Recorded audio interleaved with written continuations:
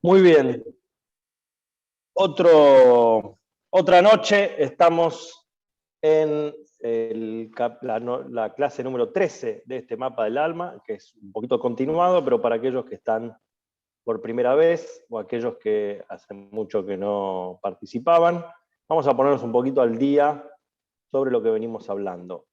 Básicamente la idea de este curso, de estas clases, son explorar qué tiene la Kabbalah, el judaísmo, y particularmente basándonos principalmente del libro Tania, para entender un poco de qué está compuesta la anatomía del alma, de qué estamos compuestos internamente, qué es lo que compone nuestra identidad, nuestro ser, las batallas que suceden entre el alma divina y el alma animal, que son las dos almas que conforman al ser humano, a la persona, al Yehudí, el propósito que esta persona tiene, que hablamos también del alma egoísta y del alma altruista, y cuáles son los objetivos de cada una de ellas dos.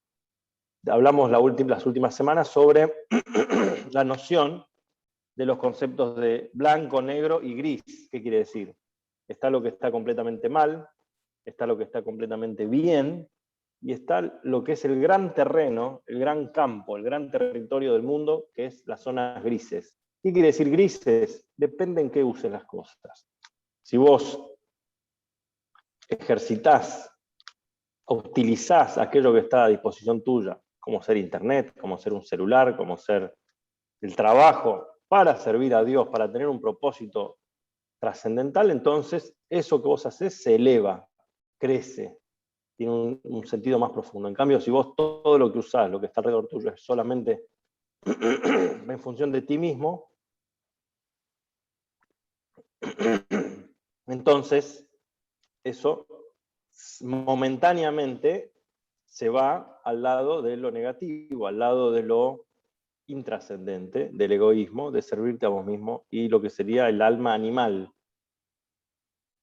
En, en las clases pasadas separamos de alguna manera a el mundo entero en dos, ¿no? Entonces vamos a hacer un pequeño, vamos llegando un poquito al final de esta síntesis. Empezamos la explicación de las dos almas, hablamos del alma divina, hablamos de las funciones, el objetivo también, lo que es la composición del intelecto, las emociones y las vestimentas del alma. Y ahora vamos a terminar de completar en el alma animal y avanzaremos finalmente a los últimos capítulos que hablan de la batalla en sí. En este caso, vamos a ver qué pasa, qué influencia tienen las cosas negativas dentro del cuerpo y del alma, y cómo nos cuidamos de eso. O sea, habíamos visto en los capítulos anteriores lo que sí podemos hacer positivamente. En el último capítulo vimos de qué tenemos que abstenernos, y vamos a empezar con aquellas cosas que son consideradas negativas y que no tienen. Hay algo interesante, ¿no? Que es lo siguiente. Hay cosas, como dijimos, los grises, que son, depende para qué lo usas. El teléfono lo puedo usar para bien o para mal. El internet, puedo estar adicto a internet, lo puedo usar para trabajar mucho más eficientemente. Pero que simplemente no tienen capacidad de ser elevadas. O sea, ¿cómo interactuamos con algo que es completamente negativo? Y acá nos surge también una pregunta filosófica, una pregunta de razón. Si es ¿por qué existe el mal en el mundo? Más allá de los desafíos que uno pueda tener. Una pregunta filosófica, decir, ¿por qué existe el mal? ¿Por qué existen las cosas negativas?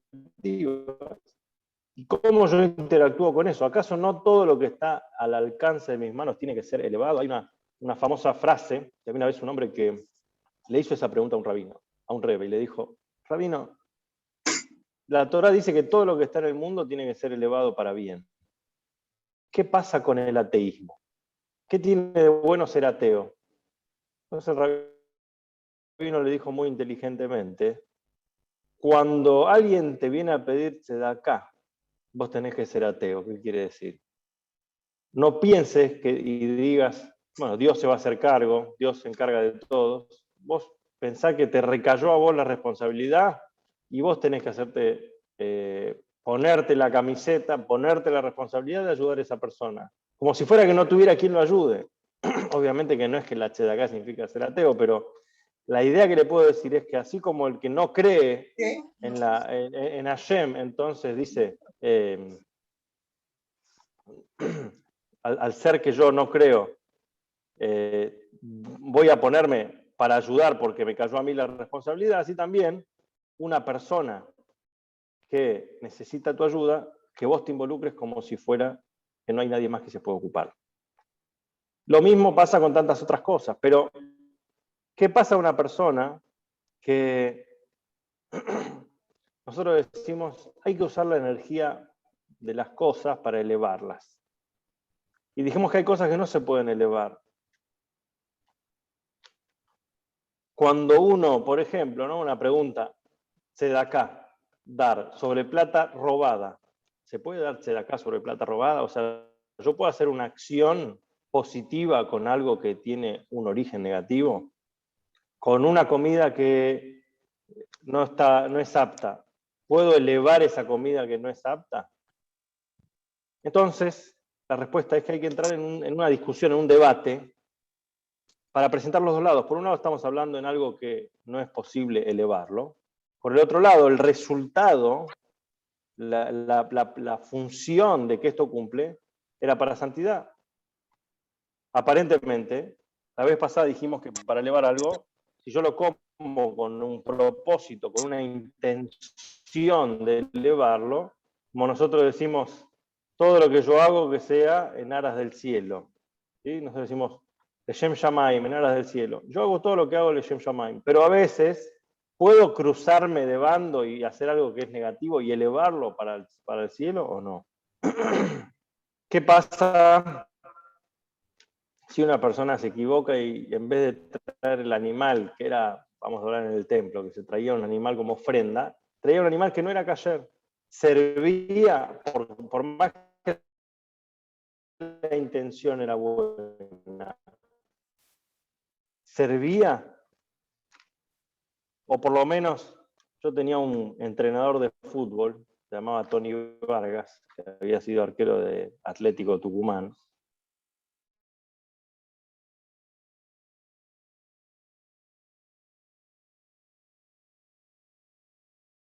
Había un chico, Nico, que corría atrás de la pelota y la pelota se va.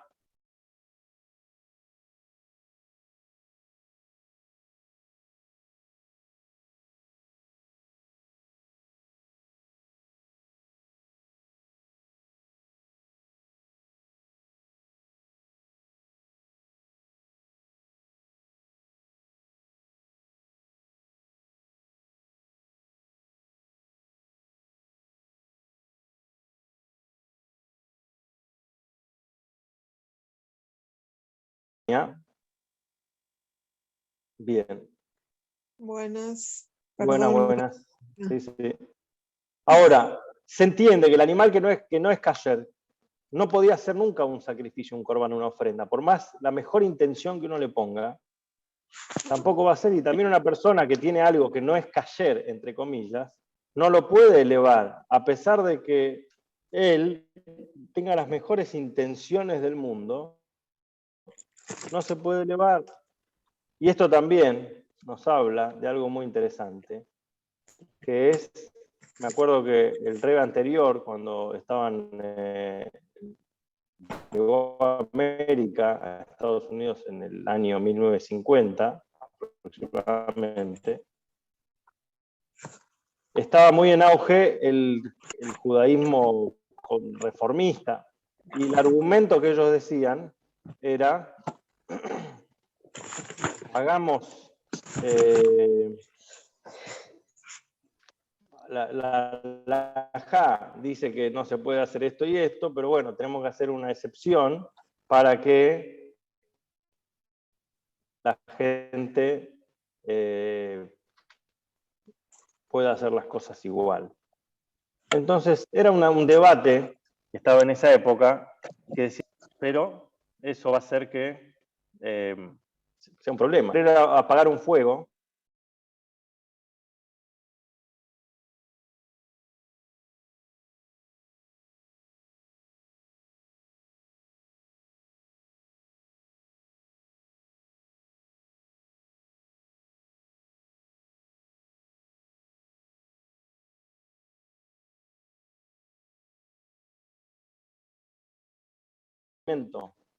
Estaba prohibido sin saberlo, y lo hizo en aras de Hashem, para servir a Hashem con la fuerza de esta comida. Y trabajó y sirvió a Hashem, hizo tefilá o rezó con la fuerza con la energía de esta comida. La vitalidad que tiene no se puede elevar y no puede vestirse en las letras de Torah y de tefilá que él hizo, por cuanto que pertenece y está atado a lo que se llama el otro lado, la sitra jará o la clipa. Entonces lo mismo, ahora que dijimos que no puede ser elevado, analicemos de dónde llega el deseo para comer esto. O sea, los animales, por ejemplo. Nosotros sabemos categorías. Están los depredadores, que son carnívoros, y están los herbívoros, y están los omnívoros, y están los carpinchos, que comen cualquier, o sea, que son roedores, que comen vegetales. Hay de toda una amplia dieta en el mundo animal. Entonces, no es lo mismo lo que come una oveja que lo que come un lobo. Entonces, las ovejas comen pasto y los lobos comen carne. Así también, cada uno come lo que le hace acorde, compatible con él. Hoy en día tenemos acá una nutricionista y tenemos la nutrición, y hay alimentos que hacen bien y hay alimentos que hacen mal, y uno va al médico y te hace un análisis de sangre, y a un diabético le dice tenés que cuidarte de comer esto, y a una persona que tiene presión alta le dice tenés que cuidarte de comer lo otro. Incluso hay algo muy interesante, que hablé con alguien que tuvo esta enfermedad, el COVID, dice, me cambia el gusto en la comida. Además de no sentir el gusto, ahora tengo deseo de comer otras comidas. Estoy atraído por comidas que son diferentes. Lo mismo una mujer embarazada, a veces dice, tengo el deseo por comer tal y tal alimento, que muchas veces son lo que el cuerpo le pide.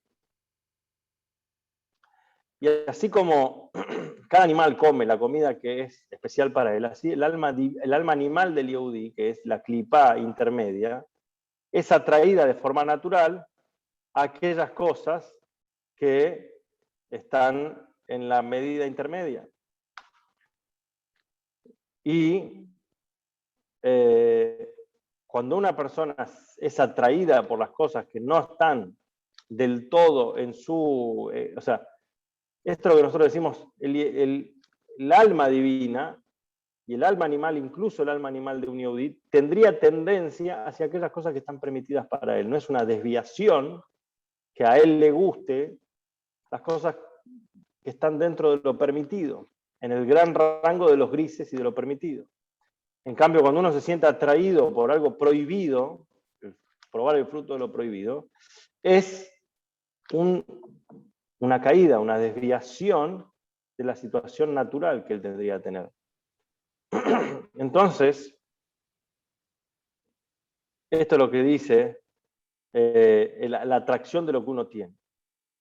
Entonces, antes que pasemos a la influencia que tienen las comidas, que pueden tener las comidas permitidas, vamos a anticipar también otro concepto importante, y estamos cerca, una semana antes de Rosh Hashanah, y vamos a analizar el concepto de castigo y recompensa en el judaísmo.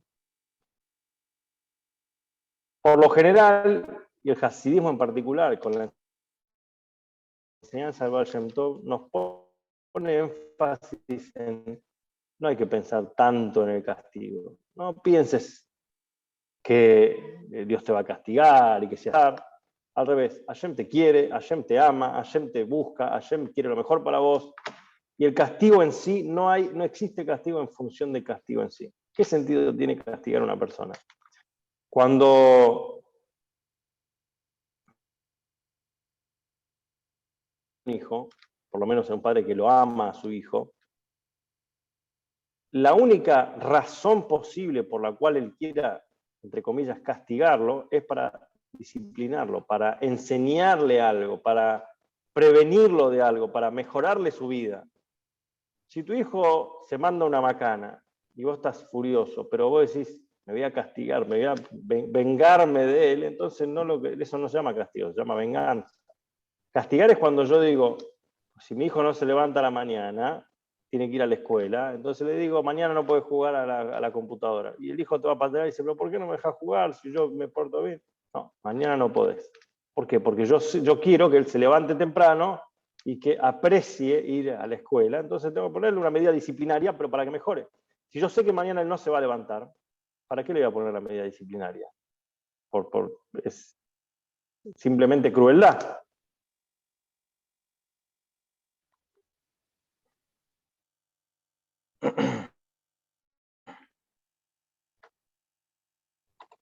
Entonces, volviendo a la idea del castigo. En general, casi ni se recuerdan los castigos de las cosas en el hasidismo, por dos razones. Primero, hay que tener una visión positiva del judaísmo. Vida, el judaísmo es vida, es amor, es alegría, es energía. Olvídate del castigo. Hay que buscar, si vos tenés para mostrar la luz de la Torá, ¿para qué vas a mostrar la parte oscura? Y no hay razón de hacer que la gente tenga miedo, que la gente tenga temor, que la gente tenga miedo al castigo. Segundo, una persona que cumple las mitzvot solamente por miedo a lo que le va a pasar, porque si no hago esto, uno no está sirviendo a Hashem en ese momento, sino que está sirviéndose a sí mismo. Si vos solamente lo servís para que no me pase nada malo, en realidad lo estás haciendo por vos, no lo estás haciendo por Hashem.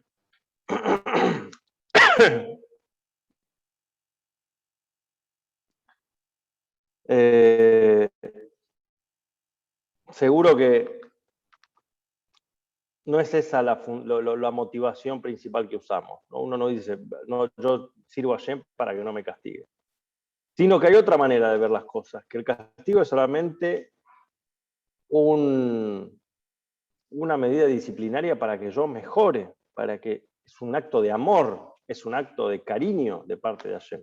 Difícil de entender, y por eso no le ponemos ni siquiera en el mes de Elul, ni ningún mes. No. Acércate a Hashem, el rey está en el campo, es todo amor y cariño y paz y amistad.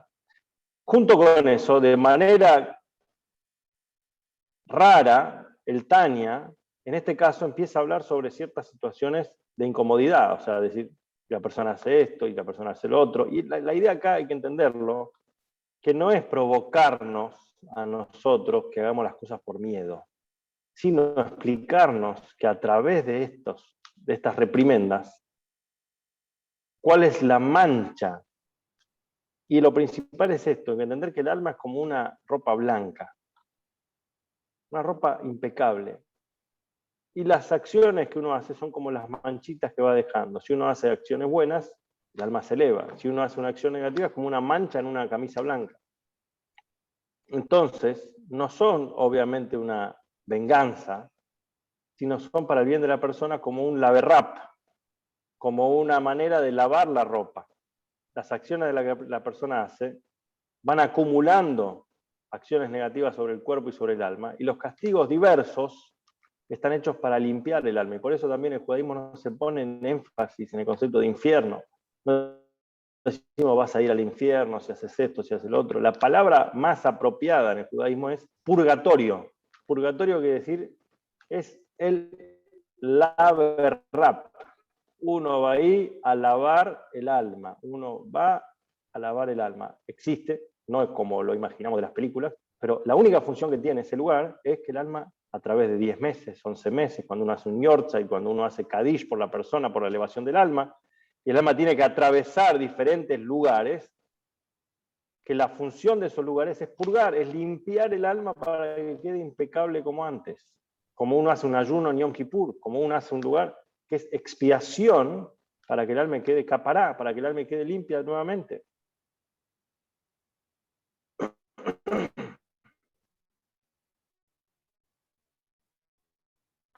Entonces, la concepción del concepto de los pecados solamente se hace para entender que dentro de la Kabbalah, dentro de la Torá, hay diferentes tipos de castigos. Hay castigo así, el castigo asá, pero son solamente métodos de limpieza. A uno le tenés que poner alcohol, a otro le tenés que poner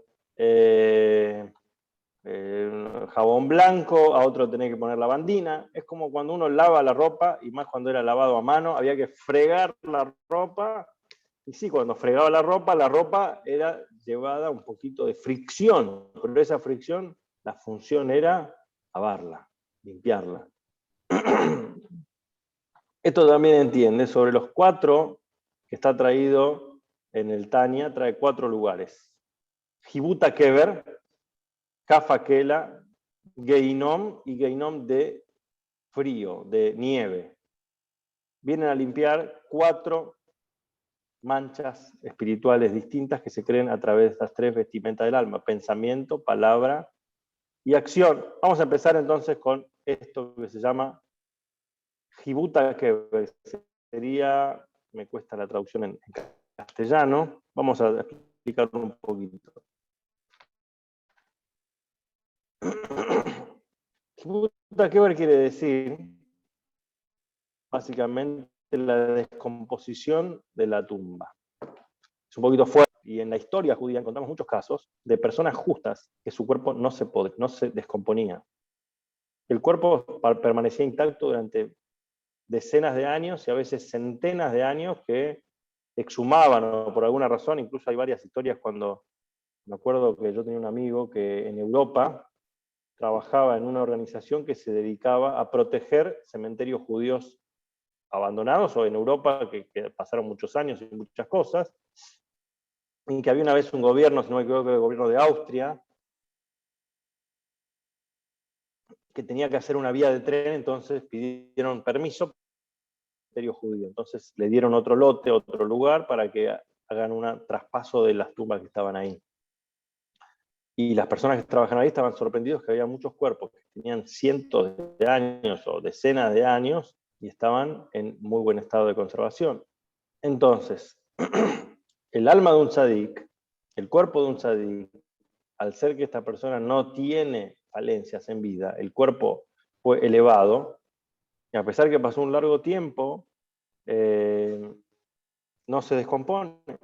Y aparentemente la pregunta es ¿por qué no? La naturaleza de la materia es volver a descomponerse. Como dice Adán, a la tierra volverás. ¿Cómo explicamos esto? ¿Y qué tiene de especial el cuerpo de un tzadik? La respuesta es, algunos dicen que el cuerpo del tzadik solamente comió cosas puras y no pecó, pero hay muchas personas que no tienen ese mismo estado. Entonces, ¿de qué depende esa no descomposición? Entonces tenemos que entender, primer punto, ¿cuál es la diferencia con un tzadik? Todas las cosas del cuerpo que él hace, las hace por una cuestión de santidad, para elevar el mundo, para elevar la materia. En aras de Hashem, como dijimos antes, Leshem Shamayim, en aras de Hashem, él come para servir a Hashem, duerme para servir a Hashem, toma para servir a Hashem, duerme para servir a Hashem. Cada paso que hace en su vida lo hace por Hashem. Y por cuanto que su cuerpo llegó a un nivel de santidad tal, y por eso no se descompone. Una persona común, todas las cosas del cuerpo no se hacen solamente para santidad. Puede ser que él cumpla algunas mitzvot, o cumple varias mitzvot, pero a pesar de esto, todas sus acciones no son en aras de Hashem. Él tiene tendencia, tiene impulsos, tiene cosas que él se quiere tratar a sí mismo. Come porque le gusta, come porque es dulce, porque es rico, toma porque es rico, y así sucesivamente. Los placeres de la persona van entorpeciendo de alguna manera, haciendo que la materia sea más grob, como se dice, más grosero, más grotesco. Y por eso el cuerpo también atraviesa esa descomposición para liberarse de las cosas que se le fueron pegando permitidas. Y por eso, para que el alma pueda estar en plena elevación, esto es lo que decimos que el cuerpo atraviesa esa descomposición, y es uno de los castigos post-vida. El Alter Rebbe trae también algunos ejemplos de un cuerpo de un tzadik que nunca tuvo placer en el mundo, por ejemplo, de Rabbi Yehuda Nasi. el autor de la Mishnah, Rabbeinu Akadosh, y se cuenta que todos los placeres del mundo no le atraían. Y no tenía ningún impedimento económico, porque era un hombre muy rico. En el momento de que Rebbe falleció, elevó sus manos al cielo y dijo: amo del mundo, he sabido frente a ti que me forcé con los 10 dedos míos en la Torá y no tuve ni siquiera placer físico con el dedo chiquito. O sea, quiere decir, nunca sentí las cosas mundanas como un placer en sí mismo, sino todo fue en servicio a Hashem. Y así también las palabras que él hace, el pensamiento que él tiene. Y esto hace que la persona esté en un nivel superior.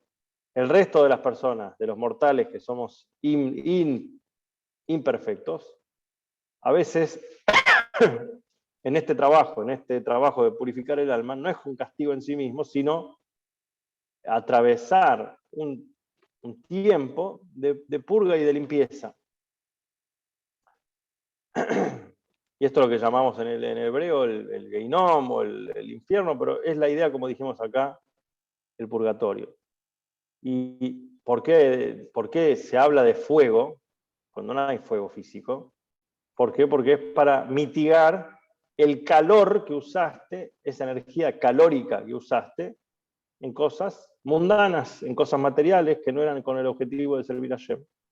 ¿Y por qué decimos un infierno de frío o de nieve? Justamente cuando fuiste frío, cuando fuiste indiferente, para elevarlo. O sea, siempre va con medida, o por pereza, o porque no te moviste lo suficiente, siempre va acorde a lo que vos no pudiste superar en vida. En este caso se usa para mejorar a la persona. Bueno, entonces, lo mismo, esto es lo que dice el Tanya sobre la purificación de la persona. Solamente, por eso vamos a hablar de cómo hacemos para elevarnos, para elevar las cosas materiales, para elevar las cosas que están a nuestro alcance.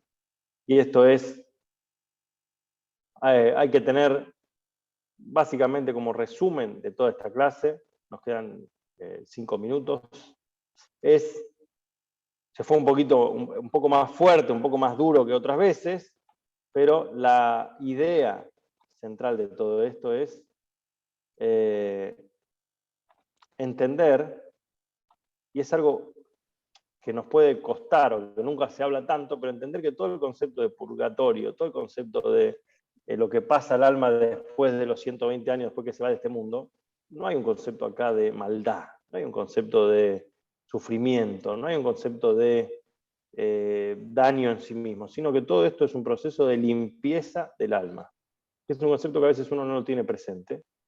Y entender que todo ese viaje que la persona hace en este mundo, que nosotros decimos el alma atraviesa el mundo, y le quedan cositas pegadas, uno tiene que volver al estado natural del alma antes de haber bajado, que es un estado de limpieza, de perfección, de pureza máxima. Entonces, ese proceso es despegarse de esa mundaneidad, de ese egoísmo, de esa atracción que uno tuvo en este mundo, y lo hace a través de estos diferentes procesos. Pero nos cambia un poco la idea de lo que uno entiende como el castigo en sí, que no es tal, sino un proceso de purificación. Y para resumir a lo que empezamos al principio, que es, hay cosas, y esto es la parte central de esta clase, que hay personas, dice, ¿para qué esta persona es tan negativa? ¿Para qué esta cosa es tan imposible de elevar? ¿Cuál es la razón de ser? Y la tarea es evitarla. Así como tenemos cosas que hacer, tenemos cosas que no hacer. Y la manera de superarla es no hacerla. O sea, algo no sé, una droga que hace mal a la persona. Dice, ¿cómo se puede elevar? ¿Qué sentido tiene? Y la manera es no la consumas. O sea, la drogadicción, en este caso, cualquier otra cuestión que es 100% negativo, no te va a hacer nada bueno. ¿Cómo me relaciono con eso? Evitándolo. Y ese evitarlo me hace más fuerte a mí, y por cuanto que me hace más fuerte a mí, ya cumplió su función. Como la función que hace una disciplina de un padre, que el nene cuando ve que el padre lo disciplina, tiene pataleo, tiene capricho, dice no me gusta. Pero cuando entiende más adelante, dice, ahora entiendo por qué mi papá no me dejó jugar ese día a la pelota. ¿Por qué? Porque él quería que yo estudie. Y ahora que estudié, entiendo que era para bien. A veces tarda llegar a la conciencia esa, pero es un poquito lo que el Tanya nos explica acá.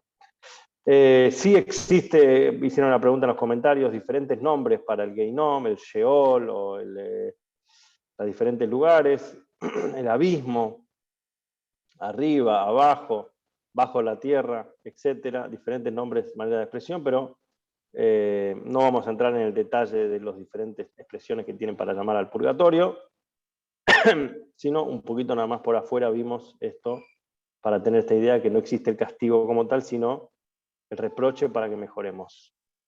Bueno, vamos a